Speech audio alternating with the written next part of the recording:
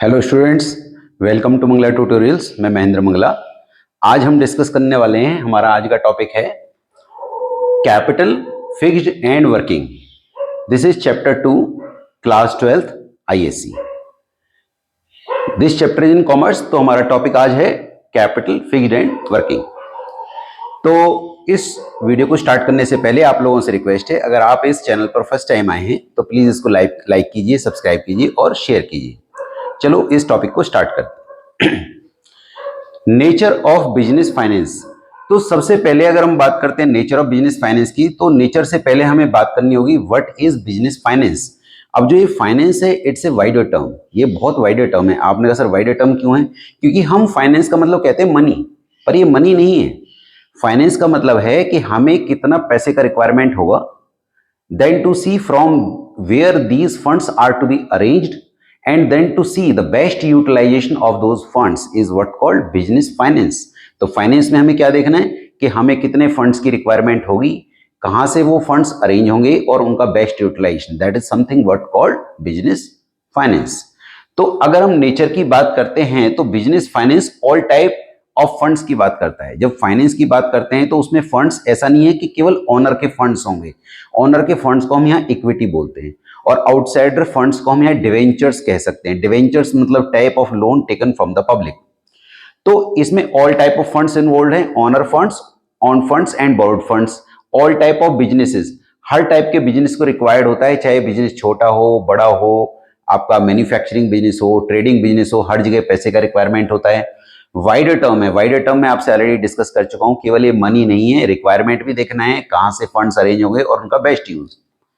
और depending on the nature and size, अब किस टाइप का आप मैन्युफैक्चरिंग यूनिट लगा रहे हैं जिसमें बड़ी बड़ी मशीनें मैन्युफैक्चर होंगी, किस टाइप का आप बिजनेस कर रहे हैं, तो उस पर भी डिपेंड करता है कि उसका बिजनेस का नेचर क्या है, कितने लेवल पे करना चाहते हैं। बहुत लार्ज स्केल पे करना चाहते हैं तो फिर फाइनेंस की रिक्वायरमेंट भी बढ़ जाएगी, नहीं तो कम। Talk about importance. Business finance की इंपॉर्टेंस है life blood of the business. अब ये लाइफ ब्लड है क्यों? क्योंकि जिस तरह से बॉडी में ब्लड का काम है, जब तक बॉडी में ब्लड सर्कुलेट हो रहा है, सर्कुलेशन में है, तब तक बॉडी चल रही है। तो सेम वे बिजनेस में भी जब आपका मनी फ्लो खत्म हो जाएगा, जब सर्कुलेशन ऑफ मनी रुक जाएगा, तो बिजनेस भी ऑटोमेटिकली बंद हो जाएगा। Make payment of liability on time. देखिए इसकी एक और इंपॉर्टेंस है, आप अपनी लाइबिलिटीज का टाइमली पेमेंट कर सकते हैं। देखिए अगर आप अपनी पेमेंट, लाइबिलिटीज के पेमेंट में बार बार अननेसेसरली डिले करते हैं तो आपकी गुडविल खराब हो जाती है, और सूनर और लेटर कोई भी कंसर्न, कोई भी फर्म आपको उधार देना बंद कर देती है। Next is benefit of business opportunities. जैसे अचानक आपको कोई ऑर्डर आ गया फॉरेन से, तो आप उस ऑर्डर को फुलफिल करने के लिए आपको रॉ मटेरियल भी खरीदना है, आपको ज्यादा वर्कर्स को भी हायर करना है, तो आप वो नहीं कर पाएंगे अगर आपके पास फाइनेंस नहीं है। बिजनेस अपॉर्चुनिटी को आप ग्रास्प नहीं कर पाएंगे। Replacement of the old machinery. मान लीजिए आपकी मशीनें चलती चलती पुरानी हो गई, अब आपको एक नई मशीन खरीदनी है, again for that you need finance. Talk about reputation. अब देखिए मैंने आपको बताया था आपकी रेपुटेशन डाउन हो जाएगी अगर आपके पास फाइनेंस की शॉर्टेज है। सोर्सेज, अगर हम बात करते हैं ये फाइनेंस आता कहां से है, अगर एक सोल ट्रेडिंग कंसर्न है तो जो सोल ट्रेडिंग कंसर्न होती है उसमें whose responsibility is this to arrange the funds, that is the sole trader और sole proprietor. Second, talk about partnership form. In the partnership form who will arrange the funds, the partners. Partners means like जितने भी partners वहां पे work कर रहे हैं, they it is their duty from where these funds are to be arranged, and maximum portion of those funds will be arranged by the partners. No doubt के they can even take loan from the banks, but they can't issue the shares or debentures because it will be issued by the joint stock company। तो joint stock company में funds का arrangement कहाँ से होगा? From the shareholders। मतलब जो company के share holders होते हैं वो कंपनी के अंदर फंड्स को अरेंज करेंगे, और company after coming into existence even the company can take loan. तो जैसा कि मैंने बोला, फाइनेंस का मतलब ये नहीं है केवल ओनर्स फंड होगा, आउटसाइडर फंड्स भी हो सकते हैं, बट एक पोर्शन उसके अंदर ओनर फंड का भी होगा, and here who will be the owner? The share holders. Talk about financial planning. क्या होती है? फाइनेंशियल प्लानिंग का मतलब होता है एस्टिमेट करना कि कितने फंड्स की रिक्वायरमेंट होगा, फिर सेलेक्टिंग द सोर्स। अब ये सोर्स क्या होगा? ओनर फंड होगा, आउटसाइडर फंड होगा, या balance of the two. Talk about best utilisation. हमें यह भी देखना पड़ेगा कि फंड्स का बेस्ट यूज हो रहा है या नहीं। इंपॉर्टेंस क्या है फाइनेंशियल प्लानिंग की? देखिए, सबसे बड़ी फाइनेंशियल प्लानिंग की सबसे बड़ी इंपॉर्टेंस है कि ना तो कभी भी आपके पास फंड्स की शॉर्टेज होगी, ना कभी भी फंड्स आपके पास एक्सेस होंगे। तो अगर आप फाइनेंशियल प्लानिंग करके चलते हैं, आपको पता है कि आपकी जो मशीनें हैं वो 10 साल बाद बेकार हो जाएंगी, तो 10 साल तक हम उनका यूज कर पाएंगे। तो आपको प्लानिंग 10 साल के बाद की भी रखनी है कि 10 साल बाद हमारे पास फंड्स कहां से आएंगे उस ओल्ड मशीनरी को रिप्लेस करने के लिए। मोर ओवर, आपको ये पहले से प्लानिंग करनी होगी कि हमारा बिजनेस मॉडर्नाइज, हमारे हमारे बिजनेस को एक्सपेंशन की जरूरत किस साल में पड़ेगी, किस साल में हमें उसको मॉडर्नाइज करने की जरूरत पड़ेगी। तो जब हम फाइनेंशियल प्लानिंग कर लेते हैं तो वी नो कि हमें कब कब फंड्स की शॉर्टेज हो जाएगी, कब कब फंड्स एक्सेस हो जाएंगे। तो हमें जब पहले से पता है तो हम उसको अकॉर्डिंगली मैनेज कर सकते हैं। तो that is what called financial planning और उसकी importance. Talk about factors to be kept in mind while making the financial plan. अब आपको क्या क्या फाइनेंशियल प्लान बनाते हो, क्या क्या चीजें माइंड में रखनी है। जैसे ऑब्जेक्टिव, हमारा ऑब्जेक्टिव होना चाहिए जब हम फंड्स को अरेंज करेंगे तो मिनिमम कॉस्ट पे करें, कम से कम कॉस्ट पे करें।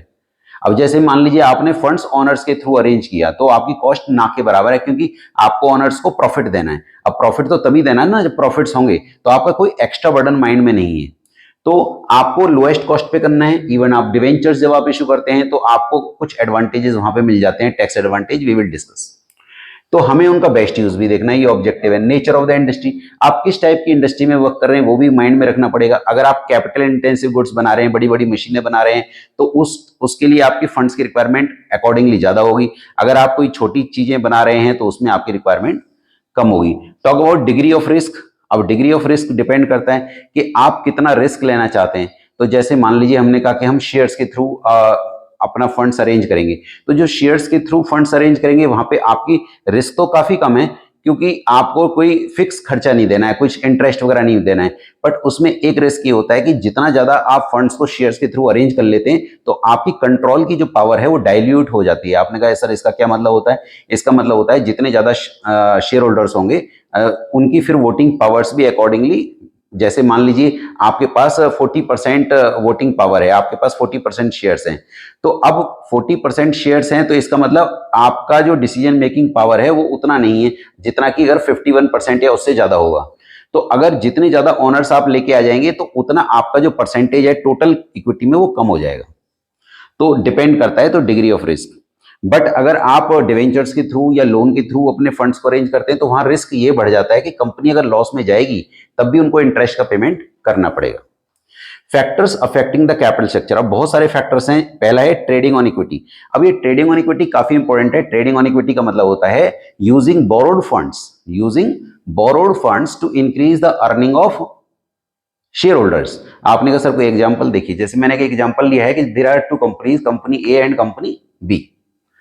अब मान लीजिए शेयर कैपिटल के थ्रू फंड्स अरेंज हुए और जो शेयर का एक शेयर की वैल्यू है 10 रुपीज और कितने रुपए लगे हुए हैं 10 लाख रुपीज। तो 10 लाख अब डिवाइड बाई 10 करोगे तो कितने नंबर ऑफ शेयर्स हो गए 1 लाख। इस कंपनी में टोटल कितना पैसा लगा हुआ है 10 लाख और पूरा का पूरा इक्विटी मतलब ओनर्स का लगा हुआ है, और यहाँ पे 4 लाख ओनर्स का लगा हुआ है और 6 लाख का लोन लिया। डिवेंचर को हम लोन मान रहे हैं और लोन पे हमें कितना इंटरेस्ट देना है 10%। तो दोनों कंपनीज में कितना पैसा लगा हुआ है 10 लाख 10 लाख। अब हम बात करते हैं दोनों कंपनीज की अर्निंग हुई, that is called EBIT, earning before interest and tax, मतलब ऐसा प्रॉफिट जिसमें से इंटरेस्ट और टैक्स माइनस नहीं हुआ है। दोनों कंपनीज का प्रॉफिट भी सेम आया 2 लाख 2 लाख। तो अब हमें दोनों कंपनियां सेम लग रही हैं, बट इस कंपनी ने इंटरेस्ट पे नहीं किया। आपने कहा सर क्यों नहीं किया? क्योंकि इन्होंने लोन नहीं लिया, बट इन्होंने इंटरेस्ट दिया कितना 6 लाख का 10%, दैट इज 60,000 इन्होंने पे कर दिया। तो what is left 140, what is left 2 lakh. आपने कहा सर अब तो ये अच्छी लग रही है, नहीं अभी आगे चलते हैं, अब टैक्स की बात करते हैं। इसके बाद टैक्स देना है तो टैक्स लेट इट बी 30%। अगर हम अज्यूम करते हैं कि टैक्स रेट 30% है तो what is 30% of 2,60,000, what is 30% of 140, that is 42,000। अब इसको हम बोलते हैं टैक्स एडवांटेज। आपने कहा सर टैक्स एडवांटेज क्या है? देखो सेम प्रॉफिट होने के बावजूद दोनों के प्रॉफिट सेम थे, the profit of both the concerns are same, but you see here they have paid tax how much 60, they have paid how much tax 42, that means 18,000 का बेनिफिट तो इनको सीधा सीधा हो गया। सेम प्रॉफिट होने के बावजूद इनको टैक्स कम देना पड़ा, इनको ज्यादा देना पड़ा। आपने कहा सर अभी भी तो यही अच्छी है 140 का प्रॉफिट हो रहा है, यहाँ पे 98 का हो रहा है। भाई देखिए यहाँ पे ओनर्स कितने हैं 10 लाख डिवाइड बाई 10, कितने ओनर्स हैं 1 लाख शेयर्स। तो अगर मैं इसको अर्निंग पर शेयर निकालूं, अर्निंग पर शेयर क्या होता है? ये जो 140 है ये है earning after tax, EAT, earning after tax. तो earning after tax upon number of shares, क्या बताया मैंने? Earning after tax upon number of shares. Number of shares कितने? 1 लाख। 1 लाख कैसे निकला? 10 लाख डिवाइड बाई 10, तो ये आ गया 1 रुपी 40 पैसा पर शेयर। और यहाँ पे नंबर ऑफ ओनर्स कितने? 4 lakh divide by 10, 4 lakh divide by 10 that comes 40,000। तो मैं अगर 98,000 को 40,000 से डिवाइड करूंगा, इट कम्स 2 रुपीज 45 पैसा। तो आप देखिए पर शेयर अर्निंग यहाँ पे नियर बाय डबल है अप्रोक्सीमेटली। तो हम ये कह सकते हैं कि यहां पर आपके ओनर्स कम हो जाते हैं, तो आपका अगर प्रॉफिट कम भी बचता है तब भी अगर वो बटेगा तो वो ज्यादा होगा। आपने कहा सर कोई और एग्जांपल बताइए। मान लीजिए 2 फैमिलीज हैं और 2 फैमिलीज दोनों की अर्निंग 1 लाख है, दोनों फैमिलीज में अर्निंग टोटल 1 लाख है पर मंथ। पर एक फैमिली में 10 फैमिली मेंबर है, एक फैमिली में 10 फैमिली मेंबर है 10, तो इसका मतलब पर पर्सन जो शेयरिंग है वो 10,000 रुपीज है। बट दूसरी फैमिली में केवल मान लीजिए 4 लोग हैं और आप उसको डिवाइड करेंगे, डिवाइड बाई 4 1 लाख को, इट कम्स 25,000 पर पर्सन पर फैमिली मेंबर। तो इसका मतलब वहां पे एक्सपेंडिचर ज्यादा किया जा सकता है जहां पे कम मेंबर्स हैं सेम अर्निंग के साथ। तो सेम वे यहाँ पे ऑनर्स कम है, यहाँ पे ऑनर्स ज्यादा है। तो अगर यहाँ पे प्रॉफिट कम भी आया तो यहाँ पे ऑनर्स बहुत ही कम है, तो पर शेयर अर्निंग ज्यादा है। तो हमने ट्रेडिंग ऑन इक्विटी में क्या सीखा? हमने ट्रेडिंग ऑन इक्विटी में सीखा कि अगर कंपनी की अर्निंग रेगुलर हो, अगर कंपनी की अर्निंग स्टेबल हो और अगर कंपनी की earning market rate of interest से ज्यादा हो, I told that if in a company earning is regular, stable, and if the earning is more than market rate of interest, then company should go for trading on equity। तो अब आप कहते हैं sir इसका मतलब जो ये situation आपने समझाई ये केवल तभी अच्छी होती है जब प्रॉफिट ज्यादा होते हैं। यस, अगर कंपनी लॉस में जाएगी तो फायदे में ये लोग रहेंगे जिन्होंने लोन नहीं लिया, क्योंकि जो लॉस मेकिंग कंपनीज होती हैं उनको इंटरेस्ट पे करना पड़ता है, चाहे लॉस हो चाहे प्रॉफिट हो, तो उस केस में ये नुकसान में रहेगी। अब मैं आपसे एक और छोटा सा एग्जांपल लेता हूं। मान लीजिए एक कंपनी है और उसको जो अर्निंग आ रही है वो आ रही है 7% पर ईयर, 7%, और मार्केट में जो लोन अवेलेबल है वो अवेलेबल है 8% पर ईयर पे। तो अगर आपकी अर्निंग ही 7% होगी तो आप लोन ले क्यों रहे हैं? आप अर्निंग 7% करोगे, उनको 8% दोगे, 1% अपनी पॉकेट से, what is the use of it. But अगर आपकी अर्निंग है मान लो 30% पर ईयर, तो आप 30% पर ईयर की अर्निंग पे इक्विटीज के थ्रू अर्निंग मत ले, इक्विटीज के थ्रू फंड्स अरेंज मत कीजिए। अब आप क्या कीजिए, आप लोन ले लीजिए, उनके पैसे से 30% अर्न कीजिए, 30% उनके पैसे से, और उनको 8% देने के बाद 22% आपकी अपनी पॉकेट में रहेगा। और एक और फायदा होगा कि आपका कंट्रोल लूज नहीं होगा, क्योंकि जो लोन होता है, जो डिवेंचर्स होता है, उनके पास वोटिंग राइट्स नहीं होते। तो trading on equity one factor. Second factor is exercise of control. अगर आप अपना खुद का कंट्रोल कंपनी पे चाहते हैं तो आप क्या इश्यू करेंगे, डेट या इक्विटी? आप डेट इश्यू करोगे, क्योंकि डेट पे वोटिंग राइट नहीं होता। अगर आपने इक्विटीज इश्यू कर दिए तो फिर नए ओनर्स आएंगे और वो आपकी डिसीजन मेकिंग पावर को इफेक्ट करेंगे। Next is need of flexibility. अगर आपको फ्लेक्सिबिलिटी चाहिए, मतलब जब फंड्स चाहिए तो ले लिए, जब नहीं चाहिए तो वापस कर दिए, तो वो आपका ऑप्शन केवल डिवेंचर्स में होता है। इक्विटीज में आप फंड्स अरेंज कर सकते हो पर रिटर्न नहीं कर सकते। कंपनी फंड्स अरेंज कर सकती है इक्विटीज के थ्रू और उसको लॉन्ग टर्म के लिए यूज करेगी, बीच में वापस नहीं करेगी। तो फ्लेक्सिबिलिटी चाहिए तो आप कहां जाएंगे, डेट पे। Nature of the business. अब आप किस टाइप का बिजनेस कर रहे हैं? मान लीजिए आपने गैस पाइपलाइन बिछा दी, अब आपको अर्निंग रेगुलर मिलती ही रहेगी लॉन्ग टर्म के लिए, तो आप उस केस में लोन ले सकते हो, डिवेंचर्स इश्यू कर सकते हो, आप इंटरेस्ट रेगुलरली पे कर सकते हो, क्योंकि आपकी अर्निंग भी रेगुलर है। बट अगर मान लीजिए आप एक ऐसे बिजनेस में हैं जिसमें बहुत लंबे टाइम तक आपके पास कैश फ्लो आएगा ही नहीं, तो उस केस में आपको डिवेंचर्स इश्यू करना रिस्की होगा, क्योंकि इंटरेस्ट पेमेंट आपको रेगुलरली करना है। Next is cost of financing. Cost of financing की बात करें तो जो डिवेंचर्स होता है वो काफी चीप रहता है अगर कंपनी की अर्निंग्स अच्छी हैं तो, क्योंकि वहां पे टैक्स एडवांटेज भी आपको मिल जाता है। ठीक है, तो आपको ये भी देखना पड़ेगा। और अगर शेयर्स को इश्यू करने भी कॉस्ट भी काफी होती है। Purpose and period and purpose of finance. अगर आपको कंपनी को चलाने के लिए लंबे टाइम के लिए पैसा चाहिए, मतलब कंपनी को जो एस्टेब्लिश करते हैं उस टाइम के लिए पैसा चाहिए, तो आप क्या करेंगे, इक्विटी इश्यू करेंगे, क्योंकि लॉन्ग टर्म के लिए पैसा चाहिए। पर मीडियम टर्म के लिए चाहिए तो you can go for debentures. तो ये फैक्टर्स हैं जो कि कैपिटल स्ट्रक्चर को अफेक्ट करेंगे कि हम इक्विटीज इश्यू करें या डिवेंचर्स। नेक्स्ट, अगला है फिक्स कैपिटल। फिक्स कैपिटल होता है लैंड में, बिल्डिंग में, प्लांट में, मशीनरी में, फर्नीचर में, फिक्सचर में पैसा लगाते हैं, that is what called fix capital. तो वो कौन से फैक्टर्स हैं जो इसको अफेक्ट करेंगे? जैसे नेचर ऑफ द बिजनेस। अगर आप मैन्युफैक्चरिंग बिजनेस में तो रिक्वायरमेंट ज्यादा होगी, ट्रेडिंग में रिक्वायरमेंट, फिक्स कैपिटल की रिक्वायरमेंट कम होगी। साइज, अगर आपका बिजनेस का बहुत लार्ज स्केल पे आप काम कर रहे हैं तो फिक्स कैपिटल की रिक्वायरमेंट ज्यादा होगी, स्मॉल स्केल पे कम होगी। नेचर ऑफ द प्रोडक्ट, अगर आप बड़ी बड़ी मशीनें बना रहे हैं तो फिक्स कैपिटल की रिक्वायरमेंट ज्यादा होगी, अगर आप कोई छोटी मोटी चीजें बना रहे हैं तो रिक्वायरमेंट कम होगी। मेथड ऑफ प्रोडक्शन, अगर आप लेबर इंटेंसिव टेक्निक यूज कर रहे हैं तो रिक्वायरमेंट फिक्स कैपिटल की कम होगी। कैपिटल, अगर आप कैपिटल इंटेंसिव टेक्निक लगा रहे हैं तो रिक्वायरमेंट ज्यादा होगी। Mode of taking the fix assets और एक्वायरिंग द फिक्स एसेट्स, मान लो आपने फिक्स एसेट्स को रेंट पे ले लिया, लीज पे ले लिया तो रिक्वायरमेंट कम होगी, बट आपने उनको आउटराइट बाय किया है तो फिर रिक्वायरमेंट ज्यादा होगी। अब हम बात करते हैं वर्किंग कैपिटल की। देखिए वर्किंग कैपिटल क्या होता है? वर्किंग कैपिटल होती है सर्कुलेटिंग कैपिटल। क्या होती है? Circulating capital. और वर्किंग कैपिटल वो होती है जो हमें डे टू डे अपने बिजनेस ऑपरेशंस को कंटिन्यू करने के लिए रिक्वायर्ड होती है। वर्किंग कैपिटल भी दो टाइप की हो सकती है, परमानेंट एंड टेम्पररी। अगर हम परमानेंट की बात करते हैं तो इनिशियल एंड रेगुलर। आपने कहा सर ये इनिशियल क्या होती है? That part of the permanent working capital जो कि कंपनी के कॉमेंसमेंट या फर्म के बिजनेस के कॉमेंसमेंट मतलब स्टार्ट करने के लिए चाहिए। And what is regular? Regular working capital, तो that part of the permanent working capital जो आपको अपने बिजनेस ऑपरेशंस को कंटिन्यू रखने के लिए रेगुलरली चाहिए। टेम्परेरी की बात करते हैं, सीजन के टाइम, जैसे मान लीजिए वूलन्स का सीजन के टाइम आपकी रिक्वायरमेंट, मान लीजिए आपका काम वूलन्स का है तो वूलन्स का जब सीजन आएगा विंटर सीजन में ऑटोमेटिकली आपकी जो रिक्वायरमेंट है वर्किंग कैपिटल की बढ़ जाएगी, आपको ज्यादा लेबर लगानी पड़ेगी, ज्यादा आपको प्रोडक्शन करना पड़ेगा। स्पेशल वर्किंग कैपिटल, अब special working capital special circumstances के लिए रिक्वायर्ड है। अचानक स्ट्राइक हो गई, लॉकआउट हो गया बिजनेस के अंदर, या अचानक कोई बहुत बड़ा ऑर्डर आपको फॉरेन से मिल गया तो उसको मीट आउट करने के लिए आपको अचानक बहुत ज्यादा वर्किंग कैपिटल की रिक्वायरमेंट बढ़ गई, that is what called special working capital. बात करते हैं इंपोर्टेंस की। वर्किंग कैपिटल, अच्छा वर्किंग कैपिटल क्यों चाहिए? वर्किंग कैपिटल चाहिए डे टू डे अपने एक्सपेंसेस को मीट आउट करने के लिए, रिपेयर एंड मेंटेनेंस को मीट आउट करने के लिए, अपने वर्कर्स को टाइमली वेज और सैलरी पे करने के लिए। तो अगर कंपनी रेगुलरली अपने वर्कर्स को टाइमली पेमेंट नहीं करती है तो उनकी जो क्रेडिट वर्दीनेस है वो कम हो जाएगी और उनका जो स्मूथ ऑपरेशन है वो रुक जाएगा।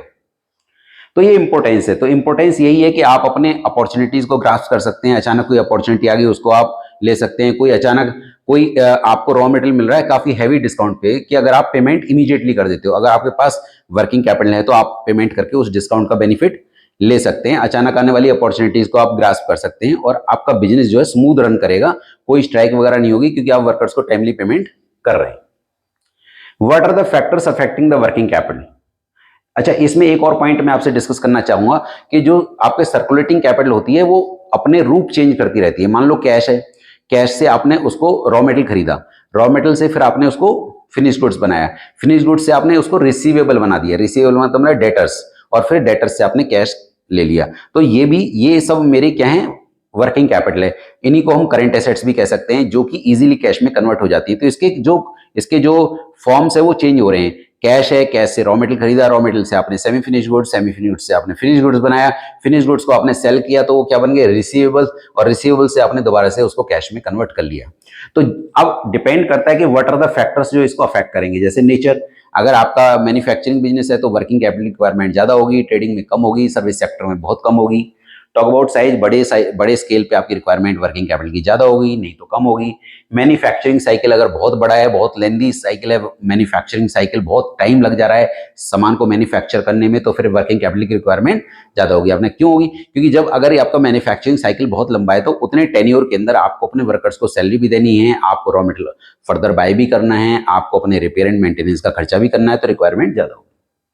क्रेडिट पॉलिसी, अगर आप उधार देते हैं, उधार बहुत ज्यादा बांटते हैं, लिबरल तरीके से बांटते हैं, तो आपके पास कैश आएगा ही नहीं, तो उस केस में आपकी वर्किंग कैपिटल की रिक्वायरमेंट बढ़ जाएगी। बट अगर आपकी क्रेडिट पॉलिसी बहुत स्ट्रिक्ट है, हम तो कैश पे बेचेंगे, तो फिर उसकी रिक्वायरमेंट कम होगी, आपके पास कैश हमेशा अवेलेबल रहेगा। नेक्स्ट इज गुडविल, अगर आपकी रेपुटेशन है तो आपको उधार इजीली मिल जाएगा तो रिक्वायरमेंट कम हो जाएगी। बट गुडविल अच्छी नहीं है तो आपको कैश मेंटेन करके रखना पड़ेगा तो रिक्वायरमेंट ज्यादा होगी। रैपिडिटी ऑफ टर्नओवर का मतलब आपका सामान जल्दी जल्दी बिक रहा है, जल्दी जल्दी बिक रहा है तो जल्दी जल्दी कैश आ रहा है, जल्दी जल्दी कैश आ रहा है तो उसकी रिक्वायरमेंट कम हो जाएगी। बट अगर मान लीजिए आपका जो टर्नओवर मतलब सेल है वो बहुत तेजी से नहीं हो रही है, कभी कभी हो रही है, खाली भी बैठे हैं, तो फिर वर्किंग कैपिटल की रिक्वायरमेंट बढ़ जाएगी। तो होप सो मैंने आपको ये वाला चैप्टर डिस्कस किया और आप लोगों को मैं होप सो आप लोगों को ये वीडियो काफी पसंद आएगा। Thank you so much for watching my video.